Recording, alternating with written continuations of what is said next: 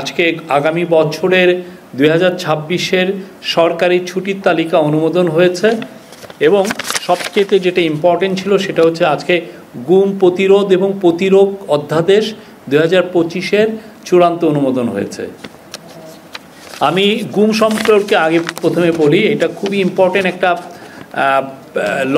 আপনি জানেন যে শেখ হাসিনার সময় বাংলাদেশে হাজার হাজার ছেলে মেয়ে গুম হয়েছে, তার মধ্যে গুম বিষয়ক যেটা কমিশন করা হয়েছে সেখানে কমপ্লেন্টের সংখ্যা প্রায় 2000 এবং ওই গুম কমিশনে যারা 5 জন যারা কমিশনের মেম্বার আছেন তারা তাদের রিপোর্টে বারবার বলছেন যে এটার সংখ্যা 4000-এর উপরে হবে, বিকজ যারা এসে তাদের কাছে রিপোর্ট করছেন গুমের এইটার সংখ্যা দেখা যাচ্ছে যে এটা তারা বলছেন যে তাদের যেই সমস্ত নাম ওরা বলছেন তাতে এটা স্পষ্ট যে এদের সংখ্যা 4000-এর উপরে হবে।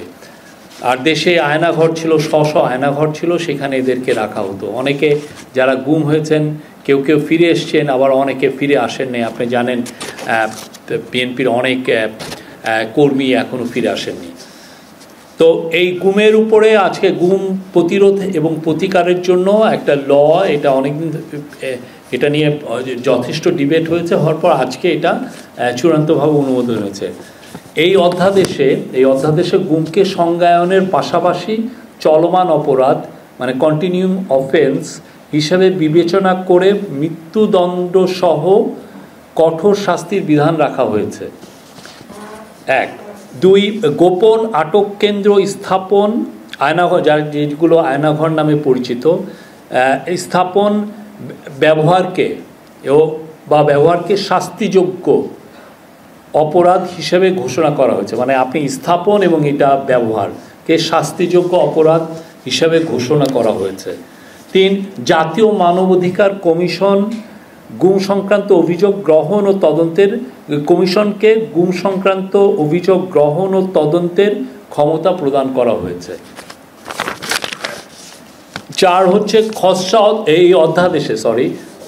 এই অধ্যাদেশে গুম প্রতিরোধ ও প্রতিকার এর লক্ষ্যে বিশেষ ট্রাইব্যুনাল গঠন, অভিযোগ গঠনের 120 দিনের মধ্যে বিচার সম্পন্নের বাধ্যবাধকতা, ভুক্তভোগী ও তথ্য প্রচারকারী ও সাক্ষীর অধিকার সুরক্ষা, ক্ষতিপূরণ এবং আইনগত সহায়তার নিশ্চয়তা প্রদান সংক্রান্ত বিধান অন্তর্ভুক্ত করা হয়েছে। 5 এছাড়া গুম প্রতিরোধ প্রতিকার ও সুরক্ষার উদ্দেশ্যে তহবিল গঠন এবং তথ্য ভাণ্ডার প্রতিষ্ঠার বিধানও সংযোজিত হয়েছে।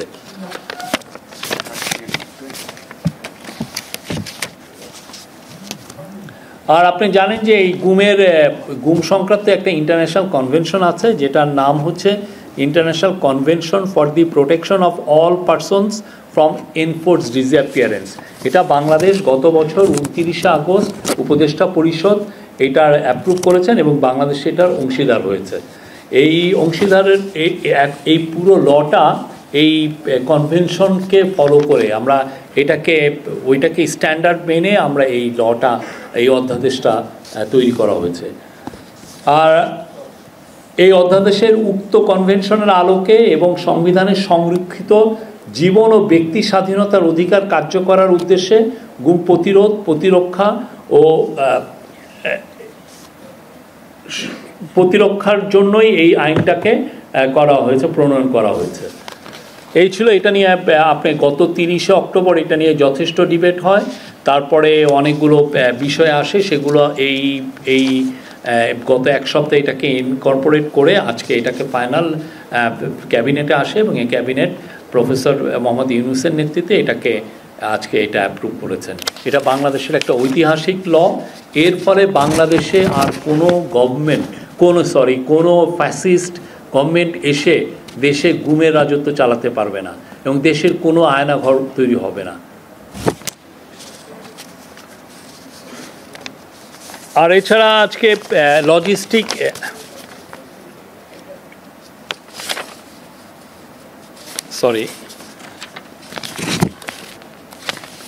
লজিস্টিক একটা নীতিমালা প্রণয়ন করা হয়েছে। আপনারা জানেন নীতিমালা কোনো ল না, বাট একটা নীতিমালা থাকলে যেটা হয় যে গভর্নমেন্ট তার কাজগুলো ঠিকমতো করতে পারে, মানে একটা দিক নির্দেশনা পায়। সেই দিক নির্দেশনা আজকে লজিস্টিকের খুবই একটা ইম্পর্টেন্ট একটা নীতিমালা, এটা আজকে হয়েছে। এবং এর ফলে যেটা হবে যে বাংলাদেশে লজিস্টিক ইস্যুগুলো খুব দ্রুত এটা অ্যাড্রেস করা যাবে, এবং এর ফলে দেশে প্রাইভেট এবং পাবলিক সেক্টরে ইনভেস্টমেন্ট বাড়বে, ফরেন ডাইরেক্ট ইনভেস্টমেন্ট আসবে, এবং বাংলাদেশের যেগুলো এক্সপোর্ট যে কম্পিটিটিভনেস তার রাইভাল কান্ট্রিগুলোর তুলনায় আরও অনেক বেটার হবে।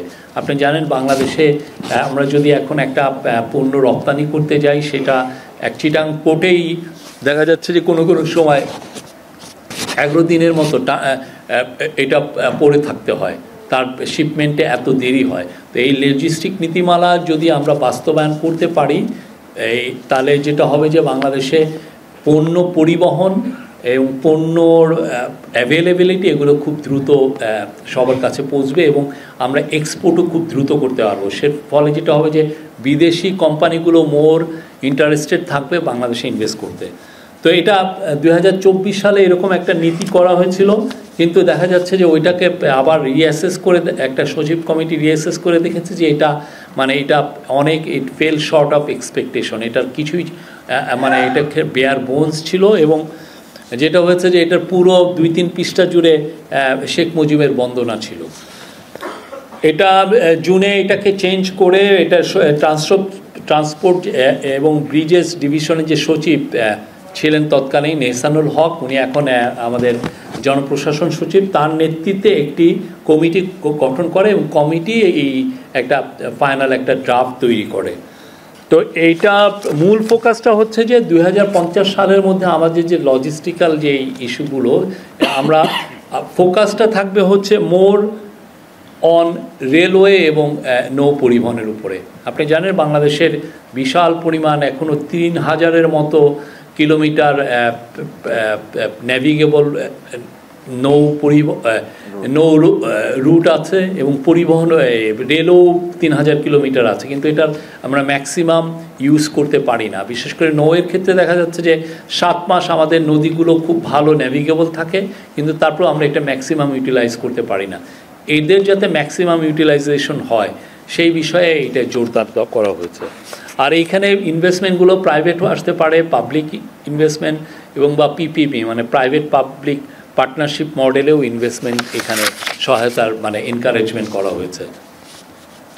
এটার মাধ্যমে আমাদের লজিস্টিক্যাল ইস্যুগুলো একটা ডিজিটাল ইকোসিস্টেমে এসে পড়বে, যাতে আমরা অনেক কিছুই, যেমন অনেক কাস্টমসের যে ফিজগুলো বা কাস্টমসের যতগুলো ডকুমেন্টেশন, এগুলো সব জন্য রিয়াল টাইমে ডিজিটাল কাস্টম বা ক্লিয়ারেন্স করা যায় সেই ব্যবস্থা রাখা হয়েছে। এটার মাধ্যমে রিয়াল টাইমে আপনি আপনার পণ্যটা কোথায় গেল, আপনি যে আপনার পণ্য এক্সপোর্ট করবেন সেটা বাংলাদেশে বসে আপনার ফিঙ্গার টিপে আপনি ট্র্যাকিং করা, আগে যেটা শুধুমাত্র ফরেন কোম্পানির মাধ্যমে করতে পারতেন, সেটা আমাদের এখানেই আপনার এটা করার সুযোগ হবে। এই পুরো নীতিমালা 11টি অধ্যায় আছে, এবং এই নীতিমালার পুরোটা ফোকাসটাই হচ্ছে যে এটা একটা পরিবেশ বান্ধব একটা লজিস্টিক বাংলাদেশে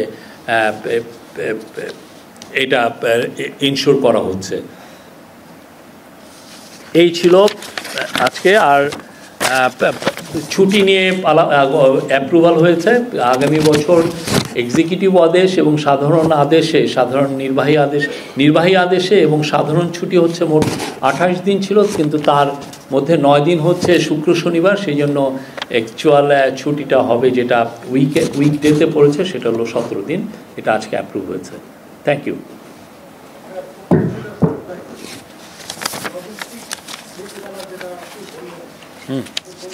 মনে হয় ওটা বলেননি যে টার্গেটটা 2050 সাল নাগাদ, এটা টার্গেট কি?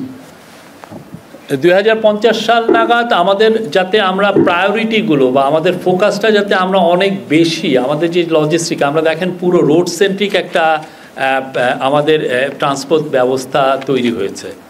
আমরা একটা নদীবহুল দেশ ছিলাম, আমাদের 200-300 নদী, কিন্তু আমরা রোড করতে যে ব্রিজেস করতে যে আমরা অনেক নদীকে আমরাই আমাদের ইঞ্জিনিয়াররাই মেরে ফেলেছে, বা একটা ডেভেলপমেন্টের শিকার তারা। তো সেই জায়গায় এখন থেকে যাতে নদীকে কোনো ধরনের কোনো হার্ম না করে আমাদের যে ওয়াটার তো আমার রিসোর্স, এই রিসোর্সটাকে কোনো ধরনের কোনো হার্ম না করে কিভাবে আমরা আমাদের ডেভেলপমেন্টকে এগিয়ে নিতে পারি, সেটা প্রফেসর ইউনূসের একটা কোর প্রায়োরিটি। সেই জায়গাটাও এমফাসিস করা হয়েছে এখানে। আরেকটা হচ্ছে যে আপনার রেলওয়ে, আমরা রেলওয়ে 3000 কিলোমিটারের মতো রেলওয়ে আমরা করেছি এবং একটা রেলওয়ের একটা প্ল্যানও নেওয়া হয়েছিল। আপনি জানেন সাউদার্ন বাংলাদেশের রেলওয়ে ছিলই না, সেই ব্রিটিশের মিড 19th সেঞ্চুরিতে আমাদের রেলওয়ে এসছে, কিন্তু আমাদের রেলওয়ে আমরা এখনও সাউদার্ন বাংলাদেশ পর্যন্ত নেওয়াও যায়নি। এখন যে সমস্ত জায়গায় গিয়েছে তারপর দেখা যাচ্ছে যে আমরা রেলওয়ের ম্যাক্সিমাম ইউটিলাইজেশন করতে পারছি না, এখানে এই জিনিসটা বাড়ানো হয়েছে। আর চিফ অ্যাডভাইজার বলেছেন কদিন আগে, আপনারা জানেন যে একটা মাল্টিমোডাল একটা ট্রান্সপোর্ট পলিসি এটা নিয়ে ডিসকাশন হয়েছে। উনি বলেছেন যে এই পুরো জিনিসটা যাতে এইখানেও রিফ্লেক্টেড হয়, এই বিষয়টা উনি স্ট্রেস দিয়েছেন। একটা প্রশ্ন আছে, আমি বিদা চ্যানেল 24 থেকে জি বলেন। একটু ভিন্ন প্রসঙ্গে যাব, নির্বাচন প্রসঙ্গে। আসন্ন নির্বাচনে সহিংসতার কথা বলছে IRI এবং অন্তর্বর্তী সরকারের নির্বাচনের সময় নিরপেক্ষতার উপরে জোর দিয়েছেন তারা। এই বিষয়ে আপনাদের কোনো মন্তব্য আছে কি? এই বিষয়ে ও কাজ করছে, ও একটু বলুক।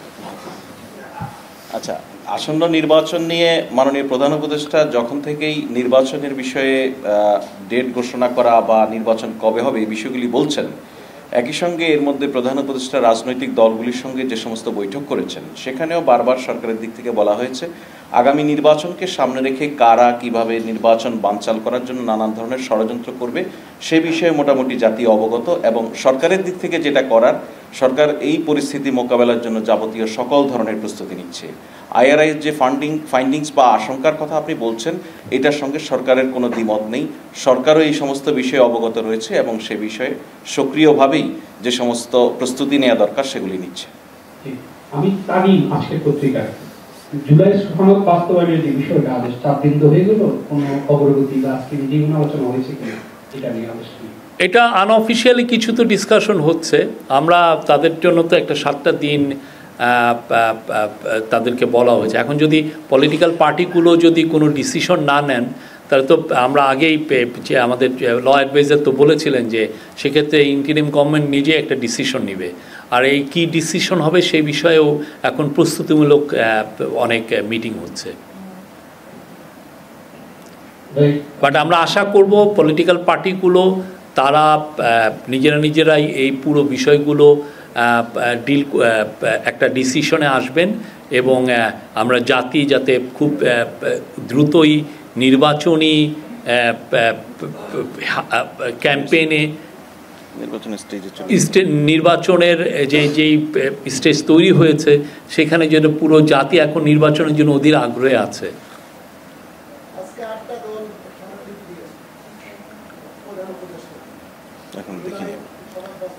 আমরা এটা এখন সনদের ভিতরে মানে এই 8টা দলের স্মারকলিপির ভিতরে কি আছে এই স্মারকলিপিটা পড়ে দেখিনি।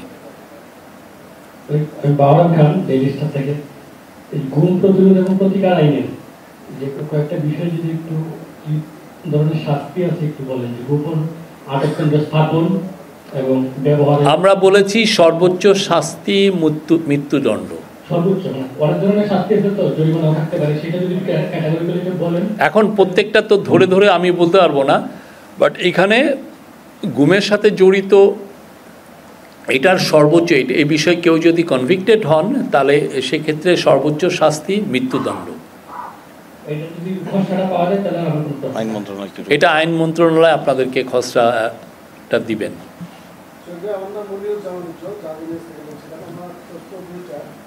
গুমের মতো অপরাধে সংশ্লিষ্ট রাষ্ট্রীয় সংস্থার সদস্যদের বিরুদ্ধে তদন্ত কে করবে এবং কিভাবে নিরপেক্ষতা নিশ্চিত হবে? 2, গত 1 দশকে অনেক পরিবার এই গুমের শিকার হয়েছে। এই পরিবারগুলোর জন্য এই অধ্যাদেশে কোনো পুনর্বাসন বা ক্ষতিপূরণের বিধান রাখা হয়েছে? এটার জন্যই তো একটা তহবিল করা হয়েছে, ক্ষতিপূরণ দেওয়ার জন্য। এটা একটা তহবিল যে করা হয়েছে এই বিষয়ে। আর এটার বিষয়ে আরও আপনাকে বলতে পারবে এই আইন মন্ত্রণালয়। আর প্রথম প্রশ্নটা আপনি কি বলছিলেন? তদন্ত করবে জাতীয় মানবাধিকার, এটা জাতীয় মানবাধিকার কমিশন এটা তদন্ত করবে। তাদের উপরেই এইটা ন্যস্ত করা হয়েছে, এদের উপর ন্যস্ত করা হয়েছে। না মামলা, তারপরে তারা মামলা করবে। তারপরে তো এটা যখন ক্রিমিনাল কেস হবে সেটা, হ্যাঁ হ্যাঁ